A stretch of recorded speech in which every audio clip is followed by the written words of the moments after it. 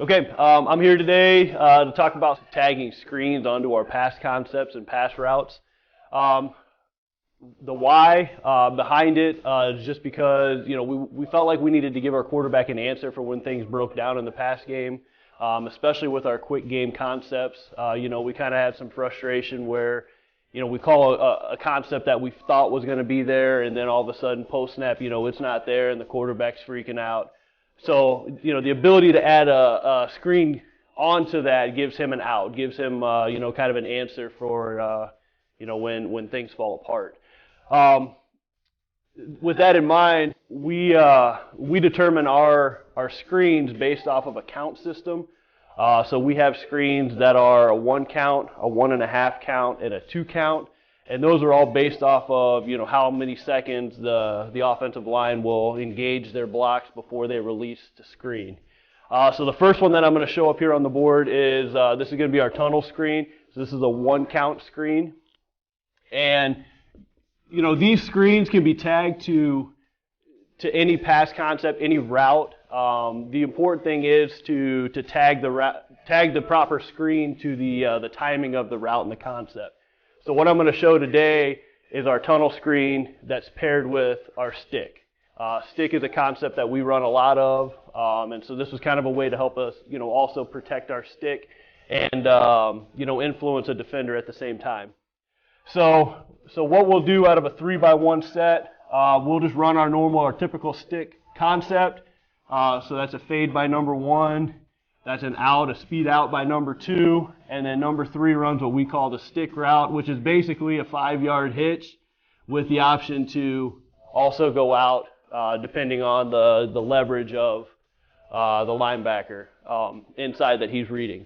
Now, when we run this and we tag this with tunnel, these two guys are dead. They're just, they're running their routes just to kind of give the defense a little window dressing. But what we're really doing with this concept is we are reading this Mike backer, this inside linebacker that's playing inside of our tight end or our number 3 receiver, and we're matching that concept to the trip side with a tunnel screen on the backside.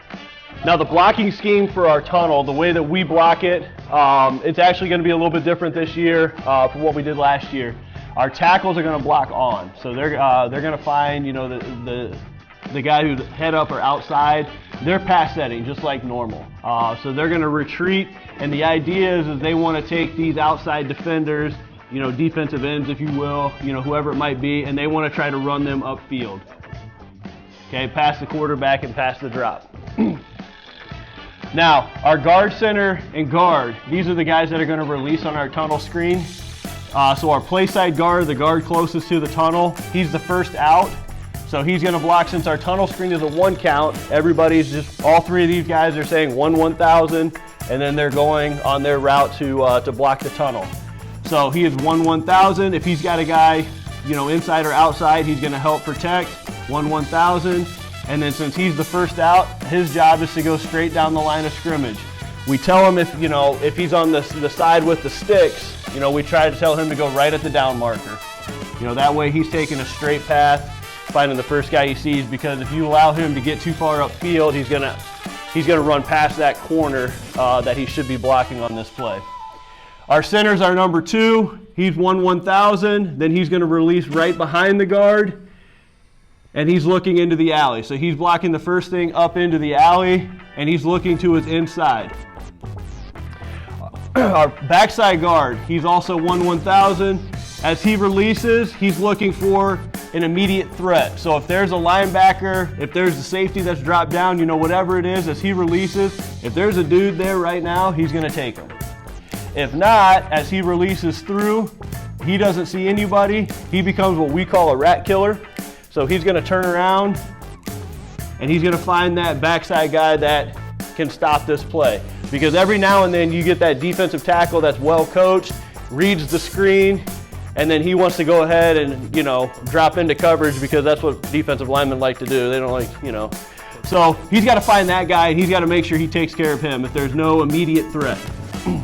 Now the route of the tunnel, he's taking, what I kind of consider to be a normal tunnel route. He's taking 2 steps up and then coming straight back down his line to get the pass from the quarterback. Now, as he catches the ball, what he wants to do is he's gonna make the catch at the screen spot. He's going up the field, and then as soon as he clears the block of our first out, he's looking to hit it up the sideline. And that's kind of an important coaching point, because otherwise you get those kids that want to keep dancing inside and they just run into a bunch of trash. So it's really important, once they get past that first block, to really hit the sideline and get what they can, up the sideline there. Our F picks up trash inside, so he's just kind of in here. If there happens to be a blitzer or somebody that gets through a little too quick, he picks up that most dangerous man in there. For our quarterback then, he's gonna catch. He's gonna take what we call a rocker step, or you can say just a pass set. And all he's doing is he's reading this Mike backer. If this Mike backer blitzes, if this Mike backer, for whatever reason he flows, and the stick route's open, we're gonna take the stick. We'll take that 5 yards and whatever else, our number 3 can get us. But if that Mike backer matches the stick, now our quarterback is going to retreat and look for our tunnel. And it matches up really well, the timing does, between him peeking the stick and then turning to the tunnel. That's right when that tunnel guy's getting to what we call, the screen spot right there.